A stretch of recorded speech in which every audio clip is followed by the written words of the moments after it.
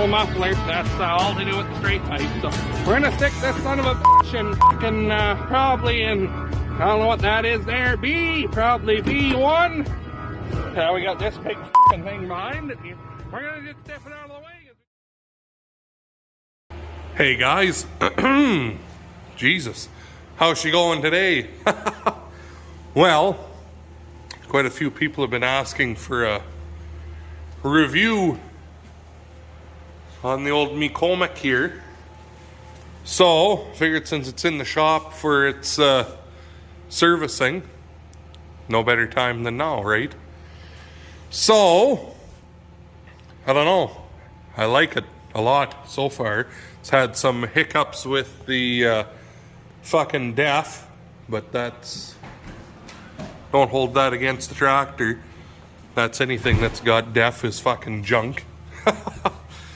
So we're gonna do an oil change, fuel filters and hydraulic filters on it, because it was beeping that it wants its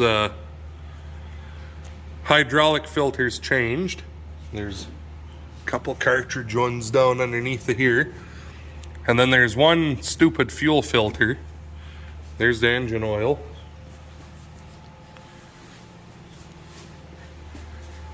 then there's one fuel filter there, and then they've got one stupid one that's hidden underneath of this cover. That you do that one. Sure. So we'll get that off and we'll bring you back in a few. Alrighty. There, she's all serviced up, ready to rock again. So I'll just show you a couple features this thing has that I think is kind of neat anyway. So that opens up that rad. This works better when the loader's up in the air, but, and then this guy, look at how that opens up. It's kind of hard to show you, but isn't that fucking handy? So that's, I don't know, that's got a lot of guys beat on how their tractors are designed.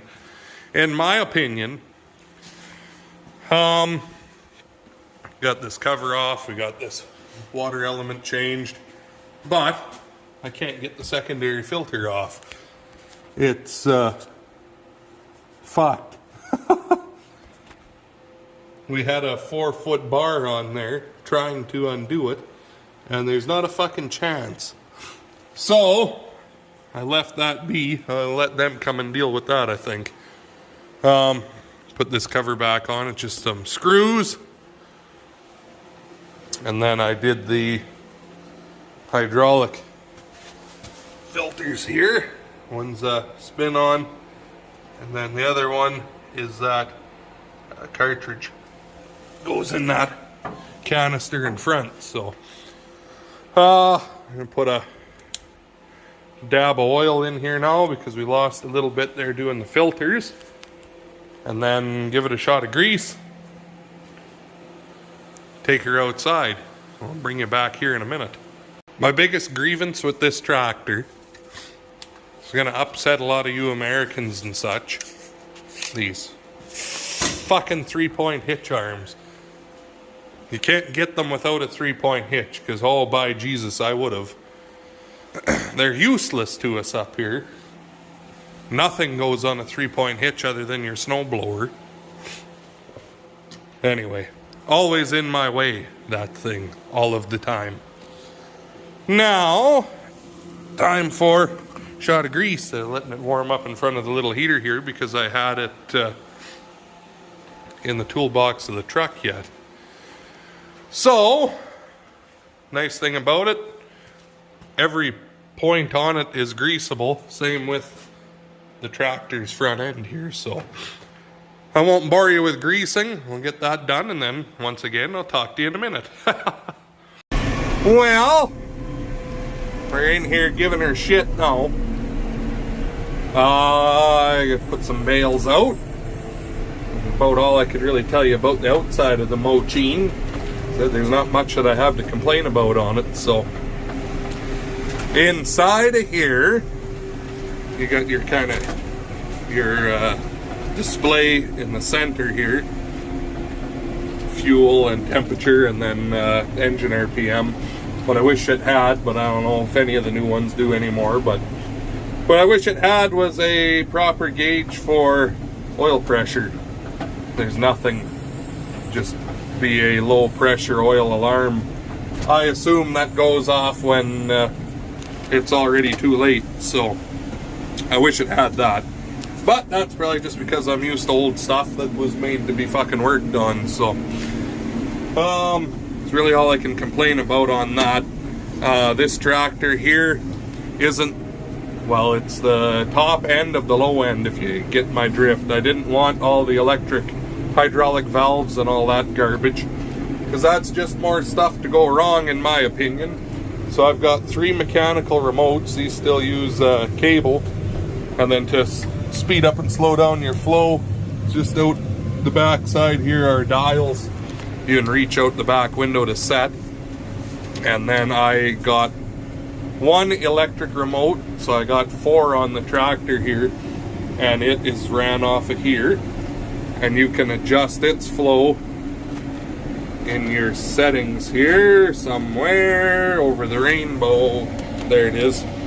So you enter that. Right now I've only got it at 5% because the hydraulics on here are so fucking ridiculous. Got it slowed right down for running like orbit motors on the hammer mill or the chute on the snowblower. And I mean, it's very easy to speed it back up. You just hit that enter button and you can speed up, and you can actually have one side faster or slower than the other depending on what it is you're running with it. So that's kind of neat. 3-point hitch is different in here. It runs off of this toggle switch for up and down, and then there's all your settings for it that I really don't understand. There are more different ways to stop this tractor than Carter has liver pills. Of course, you can step on your clutch, or you can just flip your left-hand reverse. But there's also this button here.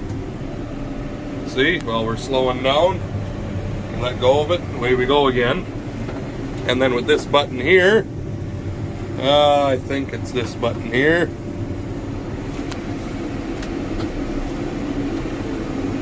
See? Turns your brakes into a clutch pedal, and then you let go, and away you go. That's really handy for bailing. When you gotta stop each time to tie a bale, you just hit your brake pedal and stop. You don't have to hit both pedals. And then it's got a decel pedal down here. Another kind of neat thing. But I gotta pay attention here now to put a bale in for old white bully here. He's on his own because he can't get along with anybody. And we'll talk about the rest of the stuff in here once I've got a minute again. So talk to you in a few. There. Now that that's dumped over the fence into the bale ring, your alticator here, it gives you a voltage reading on this screen and tells you how many gallons an hour you're burning. Wound right out, not really working. 4.5 gallons it says. So tractor's not bad on fuel for being well, it's 155 horse. It I don't know, it does all that you would expect it to, that's for sure. So like 31-foot cultivator with spikes on it there, it'll pull that around not bad. Yeah, it's that's all it can give though. So also, I mean, I've only got 480 tires on the back of this thing. They're not huge tires, but it's not so much the braking traction or anything. Got it weighted right up with fluid and weights in the back there. It was like 21,000 pounds when I weighed the tractor with the loader on it. So with the bucket and grapple, this has the heavier loader on it. It's L78 or whatever. It's one size bigger than what old BCP has on his New Holland there that broke in half. I opted for the bigger loader because usually these have the smaller 4-prong grapple on it. Mine's got 5. because I wanted the bucket to be wider than the tractor instead of the same width or just a little bit narrower for when you're pushing snow. That way you're not riding up onto the edge of your snow ridge when you're pushing. Same with trying to clean up against the edge of stuff, right? So anyway, here's a good bump. Then back here, you can set your it's kind of like an economy. So if you're making 1,000 RPM on the PTO at 2100 engine, you pull this down here and it'll make it at no, I'm lying to you, that's the wrong lever. This one here, economy and normal. This one here, you pull this down and then now it will make PTO speed at 2100 engine, and then you go to economy and it'll make it at like 1650. So if you're doing jobs that aren't real taxing, that don't need all that horsepower, save a bit of fuel that way. And then this one here is 1,540. That's how you change the speed of your PTO on the back of the tractor. And then you can also change the spline type from 1,000 to 540. There's a few bolts you take out, but I usually just leave the 1,000 on and put a 1,000 to 540 adapter for as many things around here that are 540. And then this one here is the 8-to-1 gear reduction is what this one is. The only time I ever use that is on the snowblower. It's like in first gear it won't even register the speed you're moving. So if a guy had it on like a big rotor tiller or something, that's what you would use that for. So here's the super power speed dial that really doesn't do anything. But PTO, throttle, and then mechanical park brake over here instead of an electrotronic one. Said way less shit to go wrong that way. Overall, pretty fucking happy with this tractor. So anyway, give these heifer deffers a bail. I'll ask Amanda what she thinks of it here in a minute when she gets here. So talk to you in a few. I guess I should say too, with this being the old school special here for running my loader and stuff too, you could get it with a electronic joystick that comes out of here. I didn't want that neither. So this one has the old Allied Bueller style joystick in it. So up on the loader, down on the loader, dump the bucket, curl the bucket. And then there's buttons back here for the grapple. So that would be open the grapple, shut the grapple.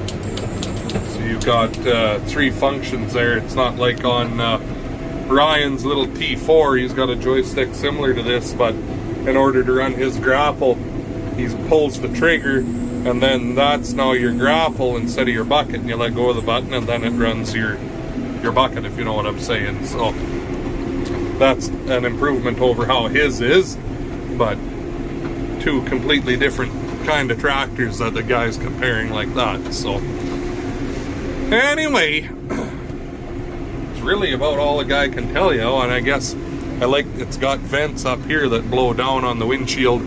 It's not like the newer case. Well, I don't know about the new cases, but the other ones, all their vents were around the dash.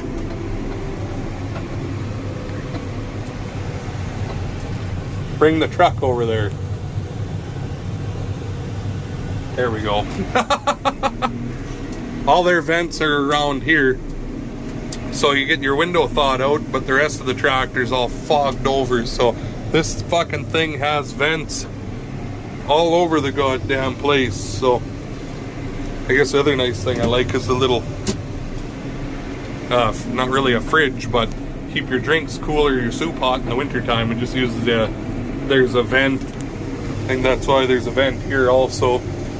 It just passes through. There's one inside. If you keep this shut, well, then all the air comes out in there, right? So anyway, fun and games.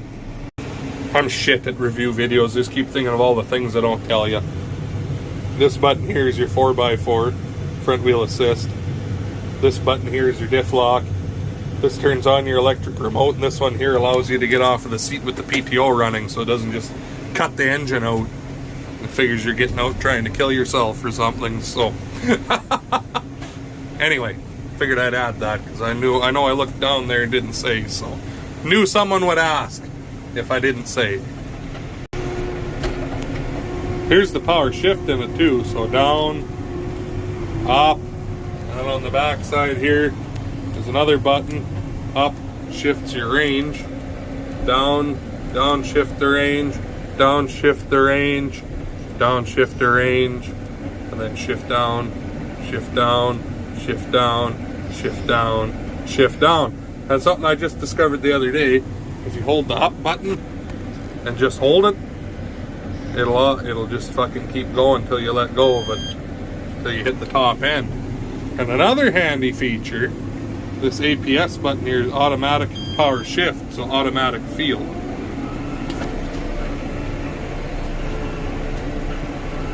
See? All on its own here.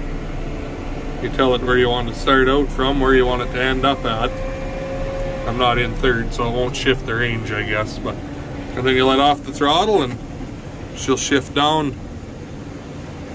Alright, we picked up our bail, now we're gonna back up.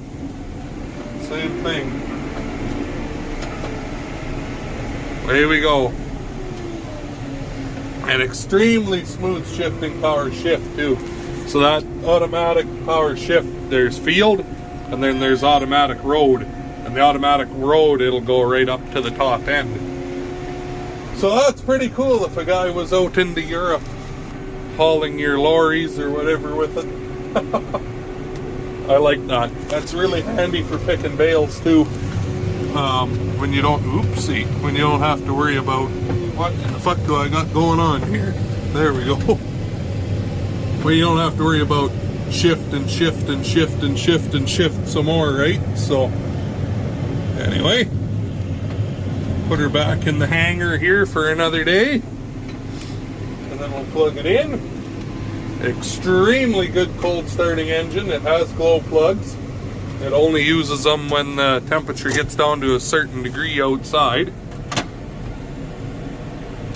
And fucking good heater. Anyone who does many chores in the wintertime knows how important that is. Headlights, battery disconnect or battery shut off. Here's all your other lights, beacons, all that kind of good stuff.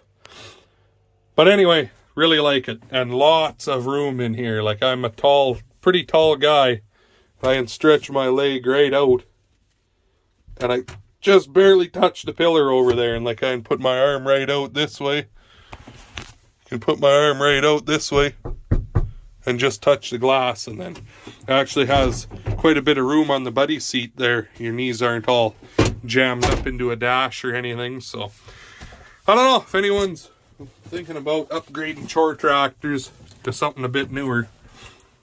Like I say, you know me, I fucking love John Deere, but if I had $175,000 or $200,000 burning a hole in my pocket again, probably buy another one. So anywho, also on here we have a block heater, an oil pan heater, and a transmission heater on here, and it all off of this plug. Someone accidentally drove away one day with it still plugged in, so anyway, it'll be fine. But I think we're done with it. I'm not going to plug it back in right now once it's been running.